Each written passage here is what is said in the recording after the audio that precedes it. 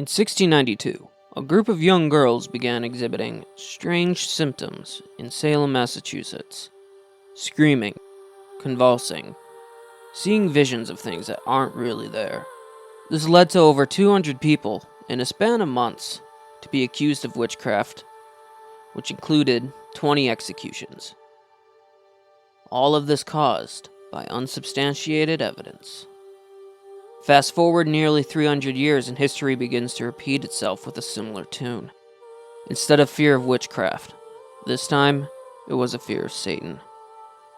Cults, ritualistic abuse, subliminal mind control, all at the forefront of the Satanic Panic of the 1980s.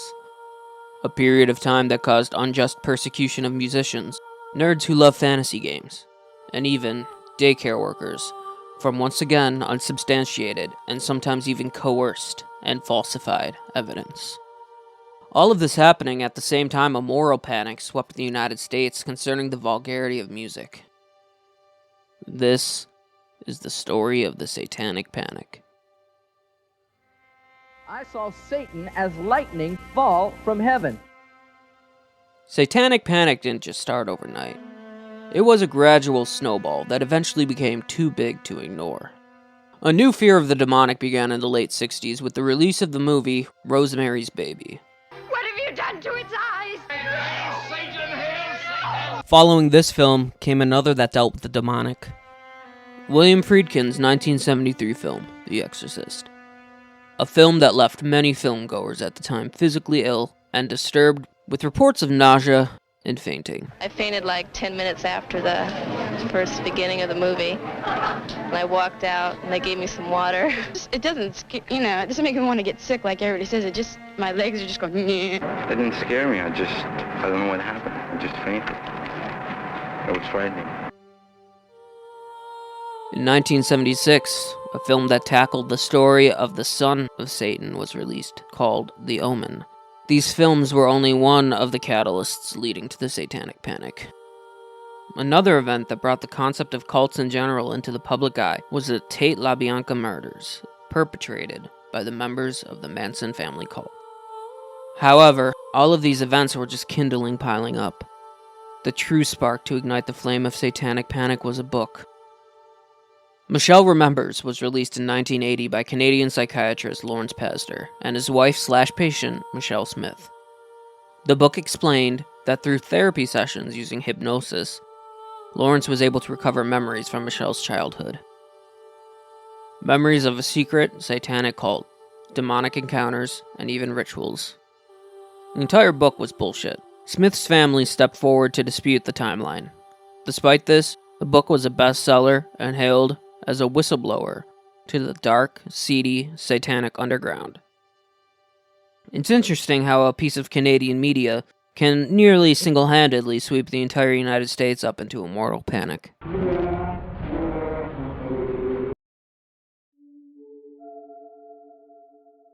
Adding fuel to the fire was the McMartin Preschool incident of 1983. The McMartin Preschool in Manhattan Beach, California, found itself at the center of a controversy when a mother reported to police concerns about her son's safety at the school. In retrospect, the claims she made seemed to stem from her own untreated mental illness. But at the time, the local police took it seriously. The police decided to send a letter to the families of the McMartin students, stating that their children may have been mistreated. Students were then interviewed with leading questions, and they were coerced into giving false answers. Secret tunnels beneath the school and satanic rituals are just a couple examples of the fictional stories the interviews manifested. Despite all of this, not a single piece of physical evidence was ever found. Do you know, altogether, including McMartin, how many schools in this area closed because of allegations of child abuse? 7. And was anyone ever convicted? No.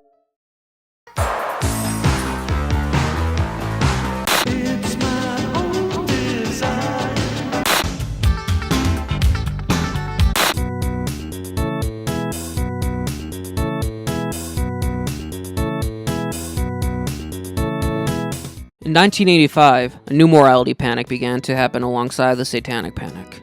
A worry grew among the general populace regarding the morality, or lack thereof, in modern music.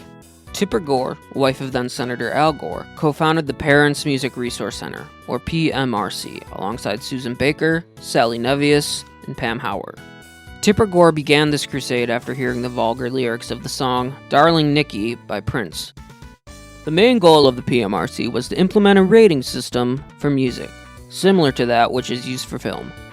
They wanted warning labels to warn of explicit content like sex, drugs, violence, and of course, the occult. The group specifically flagged heavy metal music and its use of pentagrams, hell, and demons in its imagery, considering it a genuine pathway toward occult influence. The PMRC created a list known as the Filthy 15.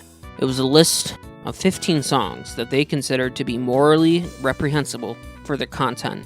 9 of the 15 songs were on the list for reasons related to sexual content, but 2 of the songs on the list were there specifically for references to the occult.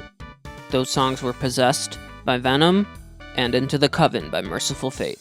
All of this culminated in a September 1985 Senate hearing, which had musicians such as Frank Zappa and Dee Snider from Twisted Sister testifying against the proposal. It's on an album when when a child buys an album.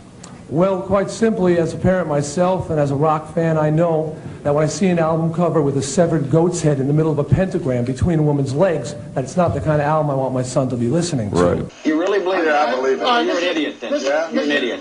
Tell you what, kiss my how do you like Take your that? teeth out. The hearing didn't result in government-mandated ratings, but the recording industry decided to agree to voluntarily begin using a parental advisory label. The significance of the PMRC hearings goes beyond the sticker. They helped push the idea of dark hidden forces within genres like heavy metal to the forefront of the US public. This led many parents to believe it was a real pipeline to actual satanic activities.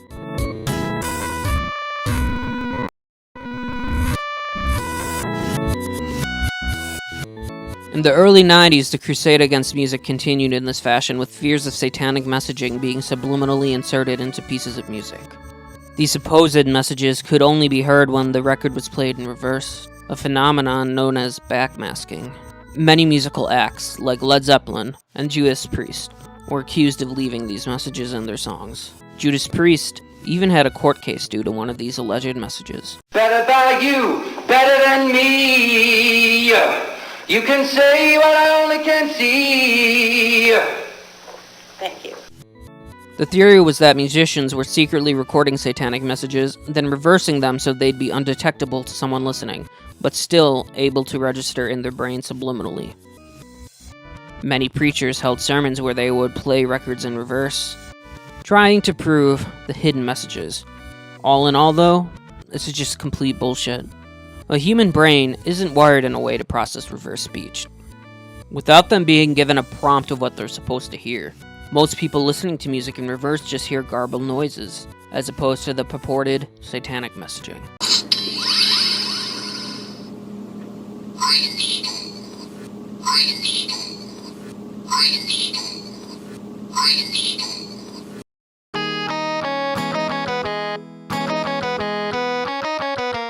Despite the moral crusade against music, vulgarity thankfully never left music, and artistic visions were never compromised. Even as time went on, music slowly became more and more vulgar. In the early 2000s, songs like Play by David Banner pushed sexuality to the max. It wasn't just men pushing the envelope of sexual content in music. The song WAP by Cardi B and Megan Thee Stallion was not only a chart topper, but it brought the topic of vulgarity in music back into the limelight. There are even musicians today, like rapper Cupcake, where their image is based on how vulgar they can get. However, none of these vulgar songs could hold a candle to the most vulgar song written in the past 20 years. I'd like to fuck his car, I'd like to marry it. Wope by Vargskelethor. Sexual depravity doesn't even begin to describe this song. Not a single radio station across the globe has had the gall to play this utterly degenerate piece of slop.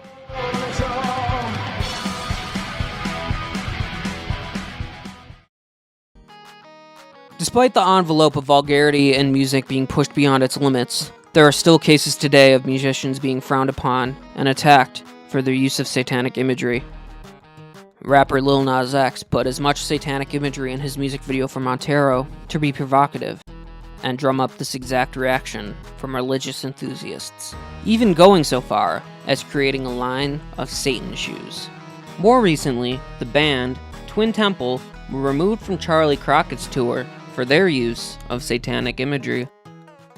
As for Satanic Panic, what are you doing out of your clown cage? I'm just working on something for Joey. I'm just working on something for Joey. Did I tell you to leave your cage? No, but... No is right. Get back in your cage. Those commercials aren't gonna watch themselves. But I... Don't make me repeat myself. I will cut your clown kibble rations in half if you talk back again. Okay. Good. Now do something funny for me before I leave.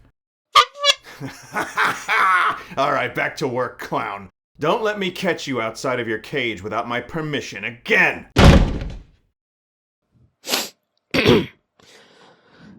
As for Satanic Panic, its spread continued throughout the 80s thanks to multiple sources, but predominantly daytime talk shows. Geraldo Rivera's 1988 special, Devil Worship, Exposing Satan's Underground, drew one of the largest audiences in television history for a documentary special. This stone pony from Kansas City is named Spike. The upside down cross is a symbol of Satan. Ozzy is the rock and roll singer, and most acid rock is involved with Satanism. What about the issue of responsibility? What about the whole thing about guilt? Do you feel responsible? I don't feel guilty. I feel kind of persecuted by everybody because I'm not a bad guy. My intentions are not to harm anyone. In fact, it's directly the opposite. Like when people come to my concerts, I want them to have a good, fun evening out, you know.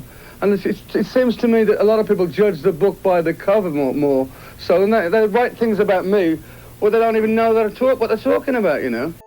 Other daytime hosts, such as Oprah and Larry King, also interviewed so-called survivors of Satanism, continuing to propel the panic throughout the nation. But even the United States wasn't the only country affected by the panic. Other countries, including the Netherlands, the UK, and even New Zealand, had similar cases of purported satanic rituals. Eventually, the panic began to wind down. Many of the criminal cases were easily debunked by academics. Recovered memory therapy came under scientific criticism. Researchers would demonstrate how easily false memories could be implanted through suggestive questioning. Convictions were overturned, one by one, slowly. The general moral panic around pieces of art like heavy metal and fantasy games also began to die down. There were, of course, some religious pastors who continued to preach the evils of those types of media, and even some who began preaching against other forms of media, like video games. For the most part, the modern morality witch hunt ended. Satanic panic flourished thanks to the fear of parents and a media circuit that made fear and outrage profitable. The gullibility of the general populace helped push these ideas, just like the fear of the community in Salem, Massachusetts. Using witchcraft, then Satanism, as scapegoats. People used fear to get what they wanted out of both situations.